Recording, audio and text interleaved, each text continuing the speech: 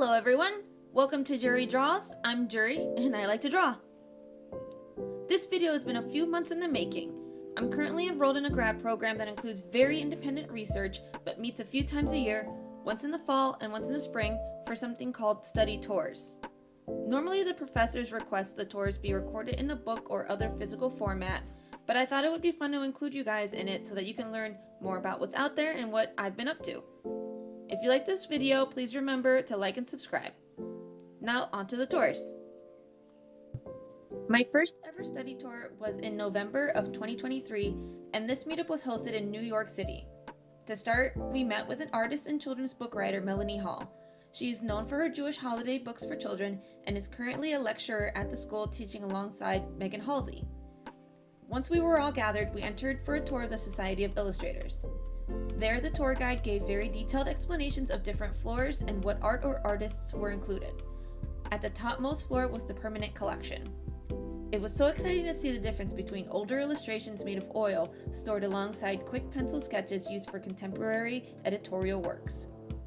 While there, we also learned about a few artists such as Drew Struzan, who was known for over 150 movie posters. That is before photography and Photoshop took over most of the genre of that artwork. In the afternoon, we met with designer Michael Penda and strategist Paulina Serrano. In our visit with them, they presented their processes when working on a redesign for different clients' rebrands. They asked questions and gathered as much information about the client as possible before even beginning a project. Putting together a digital mood board for each patron, they gather what the company has been in the past, what they currently represent, and what they hope to represent in the future. I found the way they break down different feelings and colors as well as inspiration for the client to be very useful for my own illustrations, and I hope to apply some of that soon. On the next day, the class met up at a place called Creative Studios, where artists and lecturers can rent out spaces to speak or to make things. We sat with 3 different lecturers, Mary Kate Henry, Lynn Yoon, and Lisa Donnelly. Mary Kate was so inspiring as she told us stories about her experimenting and simply jumping into what she wanted to work on. Her biggest advice was to simply go old school and do some cold calls. My favorite project of hers was a logo she created using clay as inspiration. Lin Yoon's work on type was also fascinating. I'm not a big type person myself, but seeing her be so excited to talk about how she played with letters to create animations and logos made it very clear that she enjoyed her craft as she used all these letters in all of her work. She took type past the graphic design stuff you would think about and brought it out to murals and even tapestries, which was totally cool. The final speaker that day was Lisa Donnelly, and she is currently working as a cartoonist for The New Yorker. Her drawings make statements about what she believes in, and she uses it to poke fun at humanity. Her art was simple but effective, and her jump from traditional to digital was interesting to learn about. On the third day there, we all met up once again as a class with Melanie, this time splitting into groups for our separate years. As first-year MFA students, we all had the opportunity to learn about children's books. Melanie took the time with each of us to look at our body of previous work, and she suggested short stories, those of which we would use to build mood boards, character art, and more during the break. Using some of the skills from Michael Penda and Paulina Serrano, I hope to be able to gather fresh ideas into a mood board for this next project. Another part of our tour included visiting galleries or museums on our own. My first stop for my tour was Ronin Gallery. There I discovered work from Sarah Breyer, who was born in Rochester, New York, but currently works out of Kyoto. Her solo exhibition was very inspired by the moon and how the light of it plays with us and the colors that can come from it. She likes to jump between different mediums and uses washi fibers, wood grain, and phosphorescence to create glowing artworks that continually play with her biggest muse. Both large and small works reimagine her ongoing pursuit of her own inner light. One of my favorite pieces of hers included 4 separate sheets of paper, all working as one, that used blues and pinks to create multiple deep caves. Alongside her work were older prints created by an artist known as Yoshitoshi. Chang'e Flees to the Moon, a print from 1885, ties together the themes of adoration of the moon, a beautiful giant that, let's be honest, still inspires us to this day. For my secondary visit, I stopped by the New York Public Library's Polanski exhibition of treasures. While there, I looked at manuscripts, paintings, large Art Nouveau pieces, and a collection of original stuffed animals that belonged to Christopher Robin. It honestly fascinated me to see what humans consider art and how it can range from paintings to drawings to stuffed animals and stories. While we are forced to work our days away, artwork is all around us, and this exhibition shows that anything can not only be inspiring, but be viewed in a creative and loving light.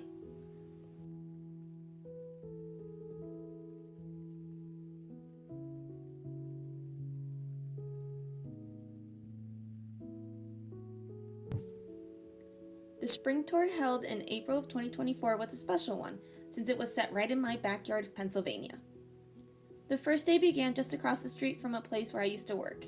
The MTL Textiles factory was hidden away between trees, and that's just how they liked it, which was funny because I had no idea it was even there while I worked nearby.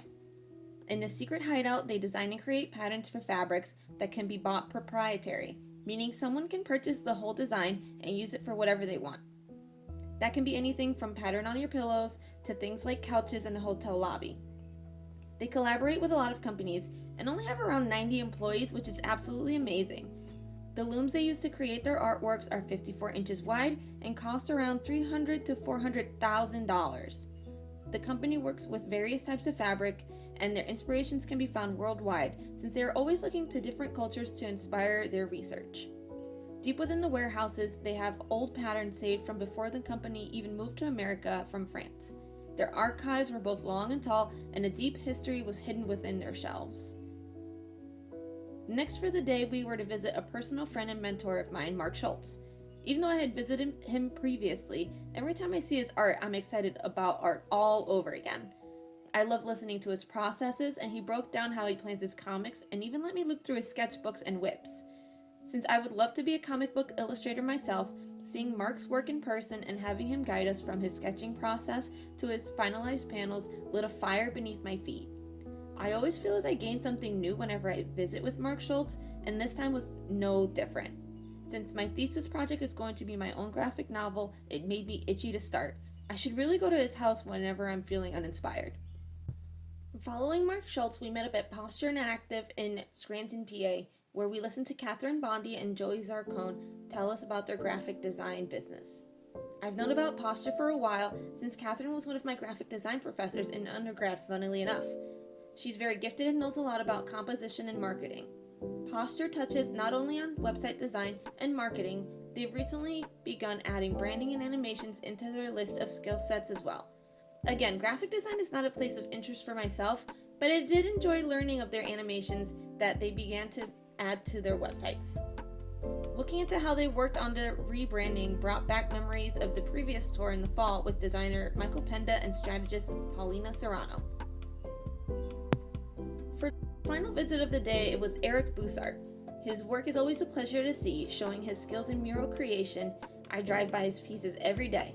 A bit ago, I also visited one of his shows, and his pen work was so inspiring to me that I actually ended up getting a fountain pen for myself. The following day, we started with a drive to meet Lindsay Barrett George, and that drive was so incredibly worth the surprises of this studio home. Deep in the woods, Lindsay works in an old school house inspired by her pet dog with shrines built around the tiny Maggie. Lindsay's studio smelled like old wood, and her walls were lined with books. Original pieces were displayed on tables, and the place was so welcoming that no one wanted to leave. She gave us a creative exercise that had something to do with bunny ears, and we had to create something from them that weren't the obvious thing. Everyone in the class felt so creatively charged, and it was a fun way to look into her creative process. She also gave some fascinating looks into the business of book publishing. We had a separate chat where she encouraged me to put my work out there, and I could spend all of my days there making art if I had the chance. Following that, the class drove a few minutes over to John Cash's farm in Honesdale, Pennsylvania. His history was very captivating, and he told us how he began his art career by mimicking those around him, which led to his caricatures. In his youth, he worked in Milwaukee newspaper's art department, and from there, he was noticed by the New York Times. He stated that caricatures are portraiture with the volume turned up, an interesting spin on something that might just be considered fun for some. He really looks at his subjects and breaks them down to their deepest, most deep selves. No matter what his subject is, whether caricature or other art, when he goes into research, he really dives deep. In a video he showed us that touched on his work with fellow artist Bill Watterson, the contrast of their working methods was both funny and kind of intriguing. They learned through their processes to work with one another, which led to the book The Mysteries coming out with a very different feeling than other books published before it. While there, he also introduced us to Carter Goodridge through a Zoom call. Carter had wonderful character designs and methods on how he came up for them. We lost track of time asking him questions. Just like in the previous tour, we were also asked to visit some galleries or art spaces. Initially, at the beginning of the month, I visited New York to see the MoCA Arts Festival, and I was allowed to use that as one of my visits. Hosted by the Society of Illustrators in New York City, the MoCA Arts Festival is a 2-day event that invites illustrators nationwide to sell their art, comics, handmade stickers, publication, and much more. I know I wasn't the only one excited to be there because it quickly filled with a crowd of other art enthusiasts. Through each aisle, you can find beginner artists selling their first wares or well-established artists selling prints of well-known pieces. While there, we encountered Natalie Andrewson, an artist who I followed on Instagram, well known for their comics and Rizzo prints. The simplicity of their figures create interesting shapes that dance around empty backgrounds, and their use of colors is always bright. I find myself with a smile on my face after seeing every piece of their art. Later on in the month, I was allowed the chance to travel to the Philadelphia Museum of Art with the undergrad students. Since I grew up in Philadelphia, it was exciting to see my old city, but I was definitely more excited to be surrounded by beautiful masterpieces that range from life-size paintings to sculptures. I don't think I can ever get enough of museums, and I find myself ready to jump at any opportunity I have to go to get one.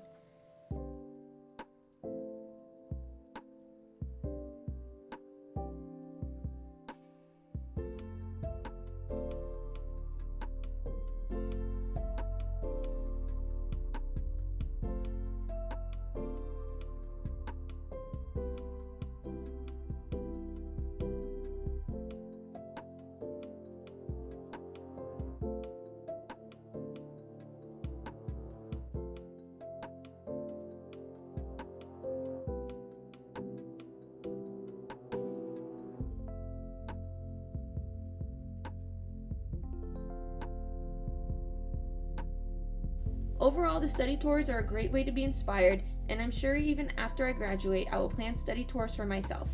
I felt refreshed and ready to make things after each one.